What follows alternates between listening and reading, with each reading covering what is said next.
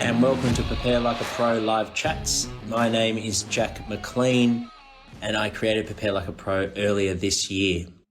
I'm a strength and conditioning coach, and if you're interested in working with me one-on-one, I'm based in Melbourne, but I also can work remotely and I'm working with athletes all around the country, structuring their off-season, pre-season and season strength and conditioning programs. I specialise at customising my strength and conditioning programs for the individual. And if you're interested to find out more information or to download my free training programs, head over to my website, preparelikeapro.com. I'm excited to catch up with BruceConnor tonight. Bruce is a very well experienced physio working in the AFL. He owns a clinic, the Windy Hill Sports and Spinal Clinic, which he's run for the last 26 years. And he's worked in the AFL for over 30 years, spending 25 years as part of that time was head physio at the Essendon Football Club, as well as, here he is, I'll invite Bruce now, as well as working at the Hawthorn Football Club for the last 8 years. And that's where I was lucky enough to meet Bruce. I'm just sending him an invite now. And Bruce is actually back at Essendon Football Club as of next season, for season 2-21. G'day, Bruce. How you going, mate? Jack, how are things? Well, yourself? Yeah, good. You haven't been embarrassed me with the intro, have you? I didn't throw in the 7 time. That wasn't the purpose. I wasn't getting you to lead into that, but anyway. On that note, I forgot to ask you earlier today. Have you, being serious, have you been involved in a loss? Final loss? Yeah. Yeah, two, three. Three. Okay, so you've been involved in 10. Yeah, 82, 90, when would break their drought, which was a seriously painful day, and 2001 when we got beaten by Brisbane. Yeah, right. Yeah. Okay, there you go. So, geez, 10. Have you met someone who's won more than 7, been involved more, in a club? Now, listen, one's a bit extreme. I was very unfortunate to be in the right place at the right time, I think. Anyway, Barry Gavin from Hawthorn was a physio who was involved in 7 premierships. He's passed away, unfortunately, but he was a great man, and he was with Hawthorn through an amazing period of their history. Yeah, fantastic. Oh, well, thank you tonight, mate. I'm really pleasure. Thanks for having me. Chat. And I'd like to start back at the start, mate. So, as someone that, back at the start, before you did your degree, when did you decide that you were going to be a physio? And at that time, did you know you were going to work in the AFL? There was a defining moment, actually. I sprained my ankle playing physio and spent considerable time talking to them while they applied interferential to my ankle and then wandered out of the room, leaving me with an anatomy book to read. And look, seriously, the springboard was from there. So at the end of it, when I walked into that physio clinic, I was going to be an architect, and finished my treatment. I wanted to be a physio, and I went back to school, and the careers counselling lady, in no uncertain terms, told me I wouldn't get the marks and I might as well forget about it. And so that made me gave me a focus to study, shall we say, and here we are. But then after that, once I got into the physio course, so at that point I didn't necessarily think it was going to be a footy thing. And then when I got into the course, a colleague of mine went and got a job at Fitzroy Footy Club as a trainer. And he said, look, it's a great environment, great learning. And so I went and just did the same at Essendon, because I was an Essendon supporter at the time, and walked in there and said, I'm a second year, third year physio student. You got any jobs for trainers? And that's where it all started. Fantastic. Have you seen that physio that treated your ankle and got you on this journey? Have you seen them since? Not recently, but I certainly saw them. Yeah. And thank them. Thank them from the bottom of my heart, because it really was a defining time. Yeah, first experience with a physio. That was the first time you met. Yeah. Or had treatment. Yeah, fantastic. Yeah, it was. Yeah, I saw that. Yeah, and your friend that was at Fitzroy, so he was sort of planted a seed to then experience sport as a physio. At that time, you were thinking more clinic, were you, or the clinical side of it? Yeah, I was halfway through the course, and to be absolutely honest, the first 2 years of the course were very science-based, so I was a long way from being in the field. And he sort of said, we got talking, and he said, if you want to fast track, this stuff in the classroom is boring. If you want to get out into the field, go and be a trainer at a footy club. And there's plenty of footy clubs who want trainers, but, it was to just walk into an AFL club was just unheard of. And I was lucky. Right place, right time, spoke to the right people. And, next thing you know, for the last 2 years of the physio course, I was actually a trainer at Essendon.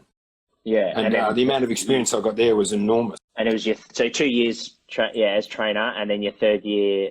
So your third year at Essendon, you became a physio when you finished your degree. Yeah. So it's actually one of the questions you put to me was, what advice have you got for youngsters who might be wanting to get involved? Yeah. And now's as good a time as any to talk about it, I guess. But yeah, definitely. That is the way to do it. I mean, you'll learn a fair bit in a classroom, but not nearly as much as you will in the field. The thing you've got to try and dampen down is your expectations in terms of earning money. You've got and do stuff, whether it's with an amateur club or a VFL club, if you can get a job with a VFL club, or just a local club. The more, especially in Melbourne where there's so much footy and netball played, just getting experience in the field is the big career. And unfortunately, a lot of people say to me, "What have I got to do? Who have I got to talk to?" And I'll give them the same answer. Just go out and spend time.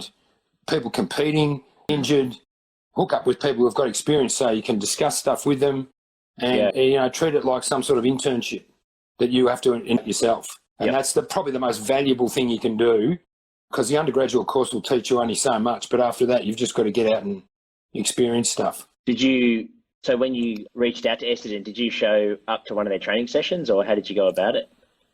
No, I actually knew some people at the club, because at that time, the age of the players, and it was quite a local club, and they still had. I knew who to talk to. I knew the head trainer who was making the appointment, and I just contacted him directly. It worked out well. Yep. Yeah, definitely. Oh, absolutely. Yeah. and trainer to physio. What physio's involvement then? Was it part-time? And is that when you started the clinic? How did it all work? What was life looking like? Back then, physios were very much off-site consultants who people would go and see at their clinics, until I started, when a physio called Paul Liu, who I owe a lot to, he got appointed as physio at Essendon, and it was his view that a physio should be at the club and be at games and become more involved in stuff, as it was happening. Yeah, sure. And so that was 1981, and that was the transition between physios being purely off-site consultants to starting to become directly involved. And I was fortunate enough to be with him. Yeah. And after a couple of years of being a trainer, he then, and when I qualified, he wanted an assistant. So I was actually assistant to him for several years before I then got a physio job per se.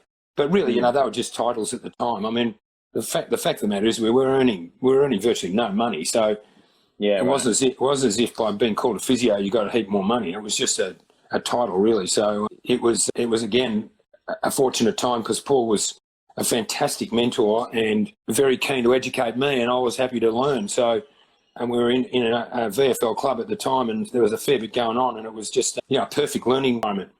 Yeah. So it was great.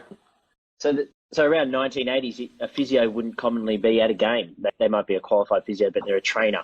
Is that how it worked? No, often they weren't physios there at all. There was just a head trainer and a doctor, and the doctor would usually be in a suit and tie, who'd end up in civilian gear and not do much except have plenty of beers after the game with the boys. Yeah. And the second after, so that was then after Paul Liu started in 81 and I did.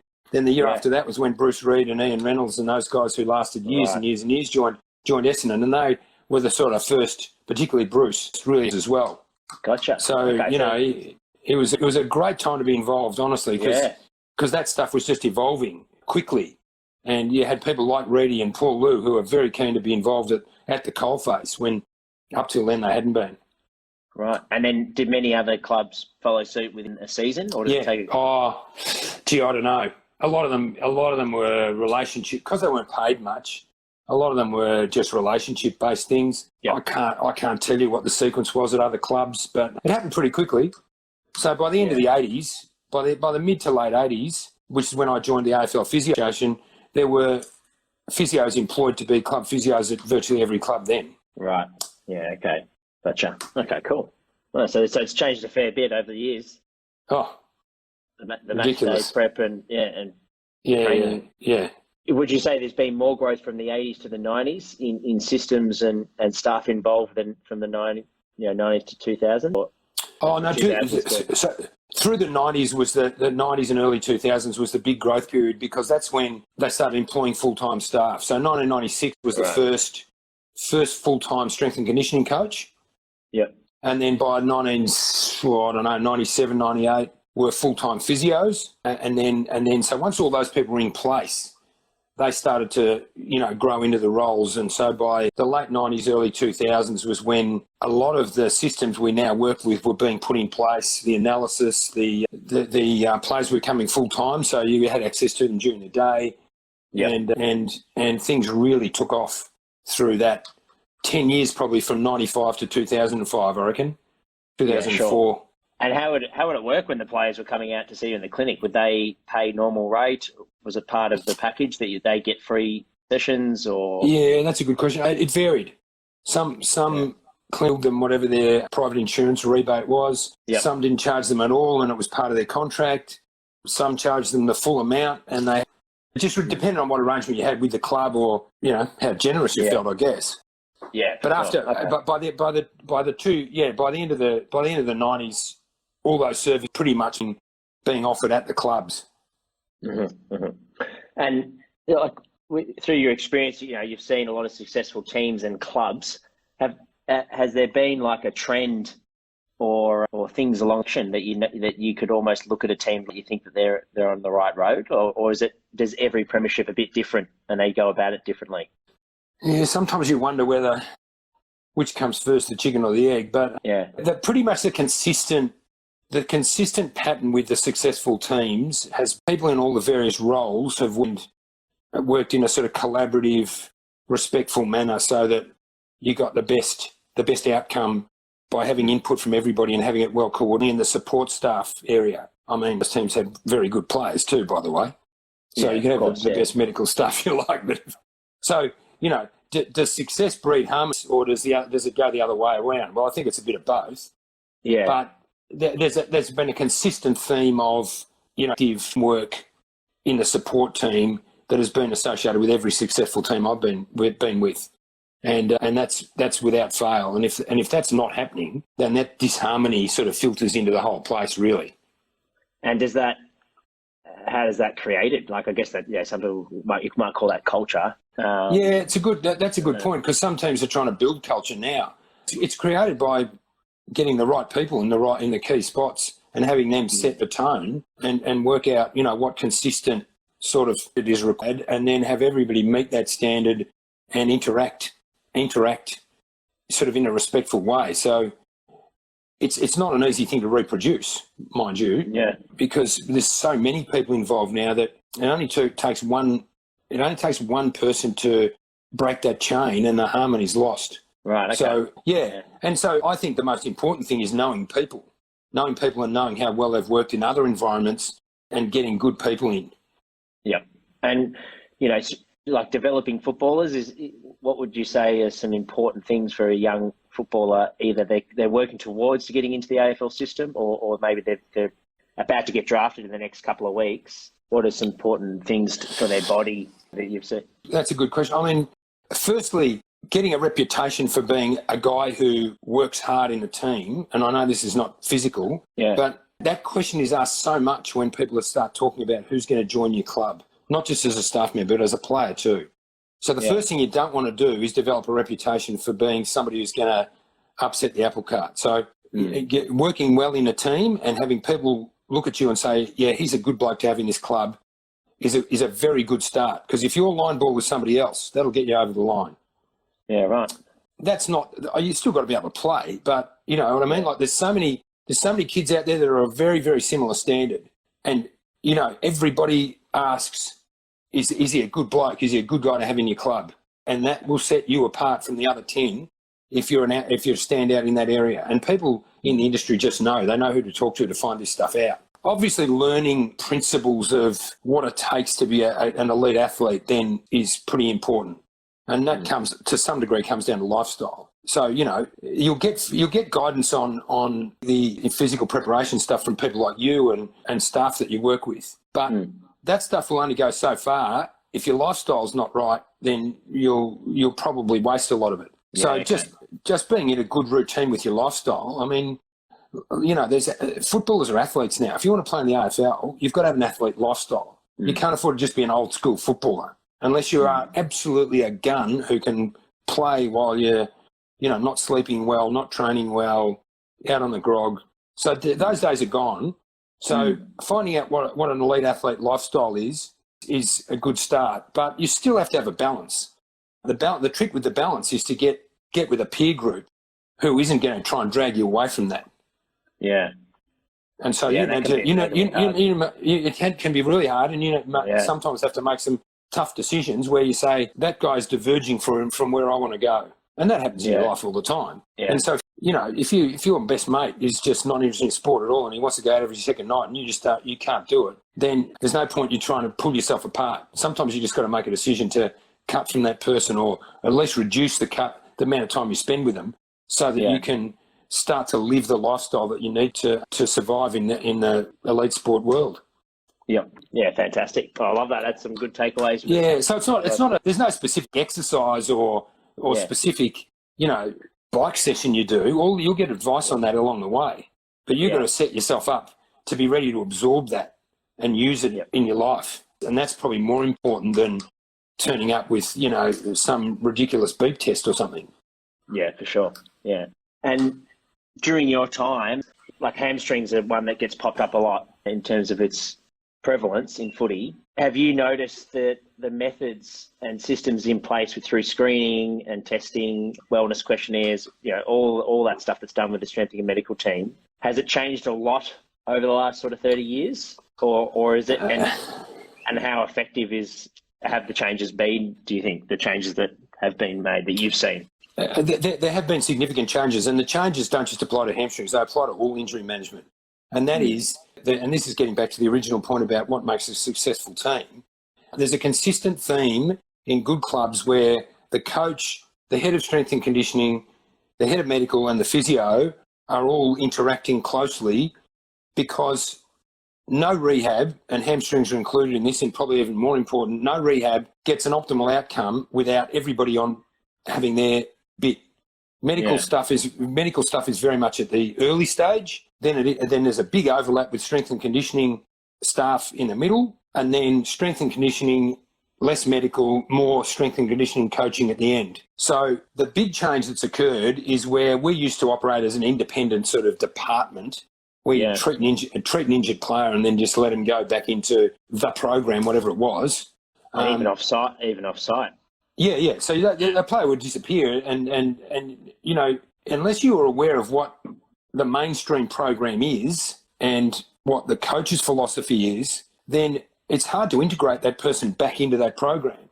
So if I might say, listen, I want you to finish up doing a certain hamstring exercise, a hip thrust or whatever. Yeah. And if it's already in the mainstream program and the guy was doing it just before he got injured, then it's not hard for him to drop it off and then come back into it. Yeah. But, this happens more at recreational level. If I apply an elite mentality to a recreational athlete and I start giving them all these high-end exercises that they've never done in their life before and expect that to be incorporated into a 3 or 4 week rehab, I'm kidding myself, because I'm asking them to start from scratch with a conditioning program, not a rehab program. And so exactly the same thing applies. So if I'm on board with you guys and the coaches, I might demand X amount of greater than 95% intensity running at the end of my program, but I might look through the list of drills and it's in there. So I don't need to give that to the guy, because I just say, go and do that drill. We've got GPS measures and you'll get it out of that. So the big change, getting back to your original question, the big change has been, yes, there's been a change in expertise, but more than that, there's been a change in integration, and that's been the big thing. And so what we found in our stats in the AFL is that numbers of hamstring injuries have dropped, but each episode is costing a little bit more time. But overall, the numbers and the recurrences are the same or less than what they've been over the last 20 or so years. Yeah. And because the game's got more demanding. And in parallel with that, the game's got way more demanding in a hamstring load sense. high intensity running, contact, jumping, bending for balls on the ground, all that stuff's gone up a notch. So the fact we've kept the numbers under control is actually a fair achievement, I reckon. Yeah, absolutely. Yeah, that's really interesting, that integrated approach, how important it is, that team. And that sort of flowed on well from what you're talking about performance point of view. So injury prevention, performance. Yeah. So I'm going to blow your trumpet a bit here, Jack, because in the past, in the past as a physio, somebody like offering a service like you're offering didn't really exist. So we'd have to try and do all of that integration and reconditioning stuff ourselves. Some physios are good at it, some aren't. So having somebody like you to bring into the program is actually quite valuable. So any listeners out there, get a hold of Jack. He's a good man. Thanks, Brucey. Appreciate it, mate. And how about player management? Has that changed over that you've seen? So, like, in terms of individualisation and how players have been managed in an AFL system, from going from part-time players where they would have been working or studying, whatever they were doing, as part-time athletes to now full-time athletes. Has the management of players changed a fair bit, or are footballers managed more or less? No, definitely. It used to be, football training used to be a collective thing that wherever you'd turn up and just do the same training, which was probably appropriate for the middle 40 or 50% of the players, and then the outliers just either got undertrained or overtrained depending on where they were at, or they weren't addressing their weaknesses and they weren't training their strengths. They were just rolling through. Right. So that is the biggest change. We understand the demands of the game better. So we understand what we're preparing the guys to do, and we've got much better tools to then profile them to say, okay, well, this is where you got to get to, but you're over here. So we've got to massage the program to get you to there if that's what you're going to do. Whereas none of that individual assessment stuff really existed in the past. And it was, you just join in training and sink or swim. And if you wanted to hide, you could hide. And if you wanted to push yourself hard, you could push yourself hard. But there's none of that anymore. Each thing you do now has got a considered aim, and it's generally individual based because we've got the expertise and the tools and the integration to do it now. Yeah, fantastic. And so in terms of your physio work with the clinic that you've run for the last 26 years, I understand that you run that with another partner that also worked with at Essendon. I've actually got three partners. And they're all, so Mark Fraser, who you may have heard of, he played over 100 games of AFL footy. He's been the physio for the umpires for several years. He's also been head of the match review panel. He's done a lot of stuff in the AFL. So he's one partner. He's currently still, depending on COVID outcomes, I think he's still the AFL physio, AFL umpires. He's been an umpire too. He's still the AFL umpires physio. Paul Wise was with me at Essendon for many years as a physio. He's now sort of diverged into golf a bit, and he's doing a bit of footy stuff. And we've got Emma Kransberg, who's involved in netball at the elite level, and she's got two elite level daughters, twins, who are playing. One's on the Vixens. She's a training partner with the Vixens, and the other one's a VIS netball athlete. So we've got some pretty good expertise across the board in the clinic, as well as the other people who work for. We've got 3 or 4 other people who work for us. One of whom's Anthony Fernan, who just started in the last 2 weeks. Oh, has he? Yes, indeed. Another ex-AFL man. Yeah, what a team. The A team just gets stronger. It's a solid team. That's fantastic, mate. So we're trying to apply in the clinic similar principles to what we're talking about, but obviously you can't do it to the same level. You just haven't got the time, nor has the person you're dealing with got the time within their day because they're not full-time. But that doesn't mean you can't apply the same principles and the same thought processes. You just maybe take them down a notch in terms of detail. And as I said before, having people like you out there now available to use as a resource and a link in the chain means that these people are getting pretty good servicing, even though they may not be anywhere near an elite club. Yeah, that's fantastic. And just for those that are watching that might not have worked with a physio before, what would you say, a quick little example of what the primary role is for a physio and maybe for a footballer that hasn't seen a physio before? Why should you see physio and book in with the physio? What circumstances? I think, in the private setting, it's all about injury management, but not many people come to us for a preventative program, really. So if you've been injured or you've got an injury that's persisting or you're something's affecting your performance that you're not quite sure about, that you think's a physical thing that's holding you back, that's the sort of stuff we're qualified to assess obviously with an acute injury, assess the injury, set a rehab program and get you going, and then give advice as much as anything else as to what the next step is and potentially who to see for certain bits of it. We take a lot of people right through to the end of ACL rehabs. Some of them have got access to other staff who can help them, some of them haven't. But I guess our primary role is to diagnose and treat an injury right through the phases of acute, rehab and then return to play. Yeah, fantastic. Yeah, awesome, mate. And what are you excited about for 2021? I know you're back at the Bombers, back at the team that you support, and which is supported. I've been a Hawks supporter for 8 years. You've been support? Oh, you switched? Yeah, and I've got my daughter's a hardcore Hawks supporter, and she's not happy with me. But anyway, the interesting thing is that even though I did grow up an Essendon supporter, when I left Essendon was about the time they left Windy Hill and went up to the airport. So what I'm walking into is a totally foreign environment. It's not, yes, there's red and black, but apart from that, the physical environment's different. The staff that I'm working with, most of them I don't know very well. A few of them I do, but not many. Yep. And so it's exciting because of the unknown in a lot of ways. And, I don't hardly know any of the players. So it's very, very stimulating in terms of working out how people are interacting, where I fit in with that, not wanting to upset the apple cart because they're running reasonably well as it is, but working out where my input fits in. So it's quite exciting. Yeah, and you'll be a team of 3 physios there, is that right? We've got 3 physios and 1 physio who's a rehab physio. So Ash Lynch is a rehab physio.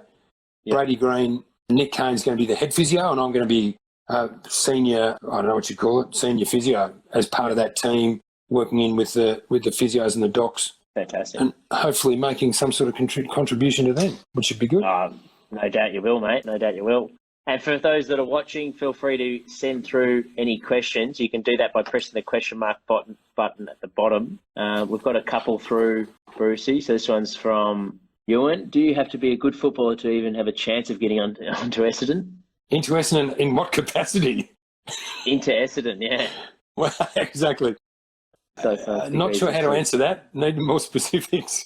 And this one, do you think an exercise science degree is necessary in finding a career in either strength and conditioning or physiotherapy? So if you did exercise science, can you go from exercise science to then do your masters in physio? Directly? Or do you have to? I think you have to do your masters. I don't think so.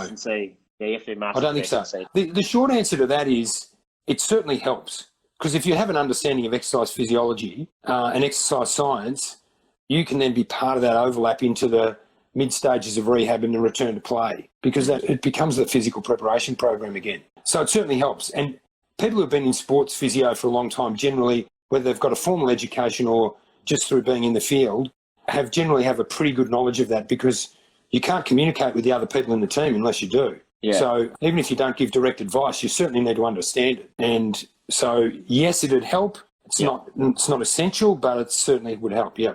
This is a random one, but did physios start working in football before fitness guys, or what was the sort of? Yes is the short answer, but not by long. So as I said, in my career, we had a fitness guy who worked for Essendon, but he was pretty much told what to do by Sheeds. I hope he's not listening. He's getting on a bit now, Peter Power. But anyway, so we essentially had the doctor, the physio, and the coach, and then gradually over time, the strength and conditioning role expanded. So as I said, that was part-time until 1990. I think Lawrence Bertolacci was the first full-timer in 1995 when he got employed by Collingwood. So from then on, it exponentially went up in terms of staff appointments and stuff. So strength and conditioning input really kicked off in the mid-90s, and then it really took off.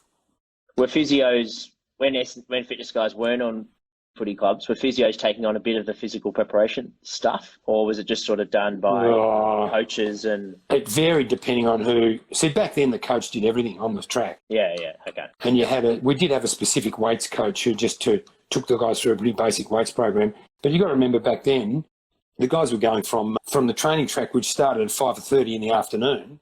Sometimes on the track for 3 hours. Then they were expected to go into the gym after that. So the quality of what was going on in the gym wasn't particularly good. And it was usually the guys who enjoyed it who stayed there, and the guys who didn't want to lift weights didn't last long in the gym. They'd just wander off. So it wasn't until the late 90s when players started to become full-time that changed. Yeah. And so, yes, the short answer is the physios did give some advice, but not much, no. Yeah. And then I've noticed the last 5 years anyway, but probably you've been around for a lot longer. So I don't know how you've seen it, but I've noticed physios and S&C sort of interconnect now. Like some S&Cs might be a rehab guy at a club, and then some physios will be the rehab guy, and then some physios have an S&C background first, or they might be a physio first and then they're an S&C. It seems to be something that there's interest there for both parties. That just emphasises what I was saying about, unless you've got integration of those, you can't have separate departments with separate people doing separate things. There's just too much overlap. And so, if you want to set up a strength program and I want to set up a preventative injury program, do it together. The two could look exactly the same, which is ideal. And you both walk away saying, well, we've put our heads together and here's your weights program. It'll get you strong and it'll stop you getting injured. Yeah. And I guess like you were saying, for developing physios out there watching this, you mentioned, get into those environments, ask questions, be curious and learn and get your experience. But I guess on that note, it's not just speaking to only physios. You want to be integrated, don't you, by learning off other professionals? In fact, it's nearly almost more important to get in and speak to strength and conditioning guys, because that is probably the weakness in the physio course, unless you go on and do a postgraduate in sports. And even then, you probably don't get a lot of work in the field like you guys do. Sure. There's a lot of physios who would never have taken a person through an exercise program, stood next to them and watched them do exercises and progress them through from an initial assessment to an outcome stage. Yeah. Oh, it's exactly the same as like trying to get a fitness guy to screen a hamstring, Yeah, well, they're the extreme ends of the spectrum, but, there's so much overlap. Yeah. Yeah, absolutely. Oh, well, thanks, Bruce. Thanks for joining me tonight. It was a really good chat. I certainly got a lot out of it, and I'm sure heaps more will as well. And it is recorded, so if you joined us late, which I know a few people jumped in as we were going, you can watch this on my IGTV. Simone's written, "Go Bruce, champion physio." Simone Austin there. So there you go, mate. Hello, Simone. Give you a pump up. But no, it was fantastic, mate. Thanks for chatting, and all the best with your the rest of the year with the clinic. And when does it start at Essendon? Is there a date? First week of December. The 1 to 4 year guys come back for 2 weeks before Christmas, and then the whole squad starts on the 6th of January. Oh, awesome, mate. You'll be a huge asset. So exciting. Yeah. All right. Thanks, Jack. Good luck. Thanks for having me. Catch you soon, mate. Okay. Thank you. Bye.